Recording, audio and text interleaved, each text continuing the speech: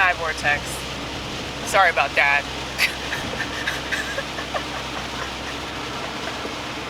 Classic AG filmmaking. Classic AG camera work. I would say this is anti-camera work. I consider myself to be somewhat of an anti-artist or an anti-comedian. I realized just by watching songwriters,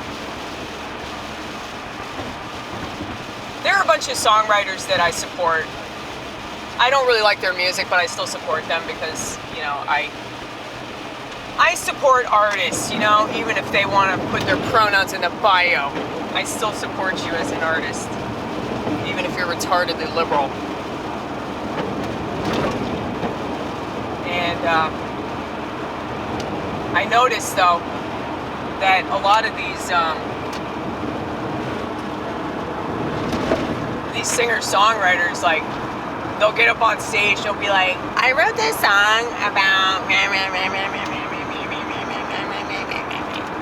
And it's so annoying. And it's like, shut up, bitch, just play the song, you know? Nobody wants to know what it's about. They'd rather you not tell them. You know, they'd rather have this song mean what it means to them. That's what's cool about art. If every single artist, if every single comedian, if every single musician, like, gave you a synopsis of what their art was supposed to mean, it wouldn't be half as good, because part of the process of appreciation when it comes to any art form is that, you know, the person that's watching it or listening to it or whatever, they can interpret it however they like. Now, I realize that this is somewhat of a problem because you're going to have really stupid people that watch something or listen to something and they don't understand it at all. And I actually think that that's why television's a psych op. It's to prove how stupid the general public is. Case in point, the television show Breaking Bad.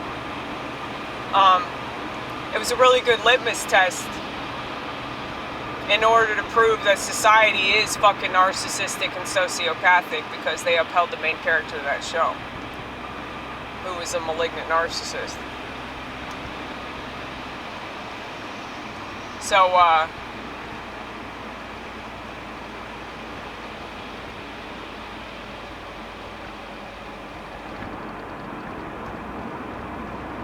television's a really good way to gauge, you know, the interest level of Americans, but, you know, just also, like, psychologically, like, where we're at as a society.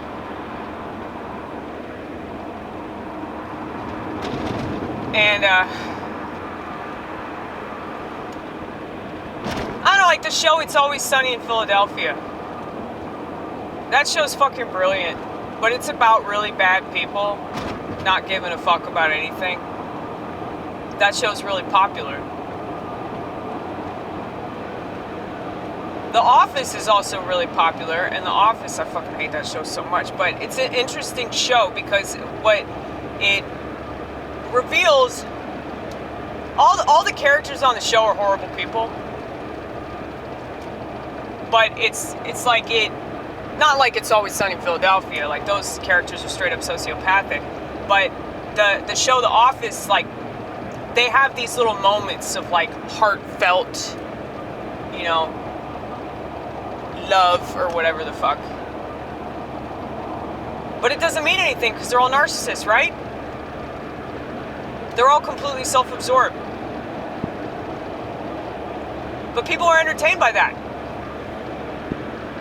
And they want to watch stupid people be stupid. I mean, why do you think all of these... Thank you for the turn sticker. Love you, love you, love you!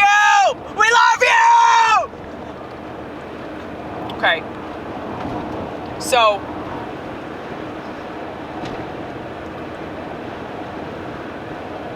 you know those compilations that they do? So they have compilations on Jimmy Kimmel where they interview a bunch of really stupid Trump supporters. And then there are compilations on YouTube with like SJW breakdowns where people go to protest rallies with these leftist lunatics and record them proving that they all have borderline personality disorder, okay?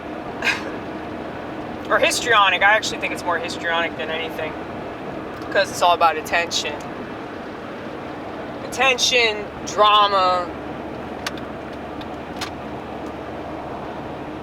Nobody knows anything they're talking about, but they still feel justified. It's like, I don't know how anybody can watch that for an extended period of time and still feel good about themselves. I don't know how anybody can watch that for an extended period of time and think that they're right about things. It's like, if you're wasting all this time watching people make an ass of themselves, also you can feel better about yourself and your stupid political position. It's like, once again, I stress that a lot of people should kill themselves, but they just have no idea. Okay? There's this chick that I've watched. She leaves a lot of inflammatory tweets. She likes attention. She's really not that much different from all the feminists that she bitches about. But you know, I watched some of her content and I was trying to figure out why I kept watching it. And I realized that it was because it ignited my own personal narcissism. And I'm glad that I watched her content because she made me realize something about myself, so maybe I should send her a fucking thank you card. But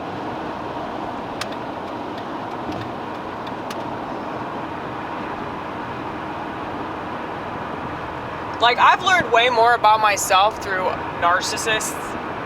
I've learned way more about myself through really bad people, just observing their behavior. And something that I've noticed just in my own workplace, but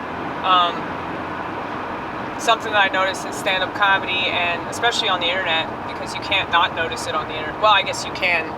You can not notice a lot of things on the internet. But if you're a wise person, you probably will notice it at some point, especially in relation to yourself. But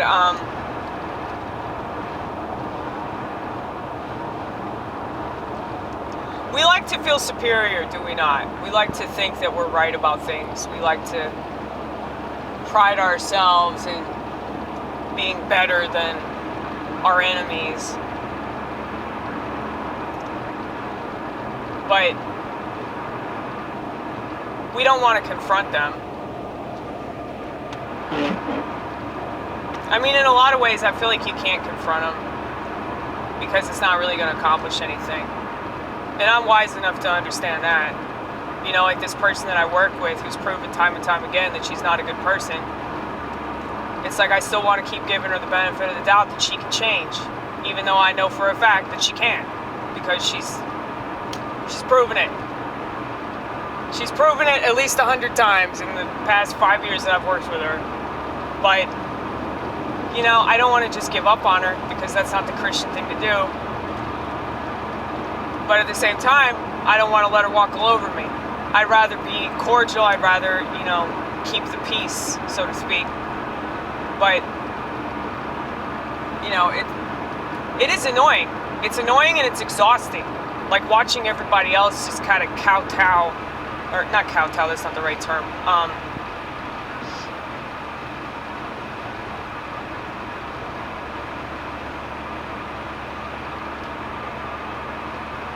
She's an eggshell person, and everybody else just kind of like tiptoes around her. But they do that because they don't want to be on her bad side. They do that because they don't want to piss her off. But it's like, what does it matter? It's just fucking vapor, you know? It doesn't mean anything. She's not capable of throwing any actual ammo. You know, it's like, that's what the thing that people don't understand. The narcissist has no ammo. All they got, blanks.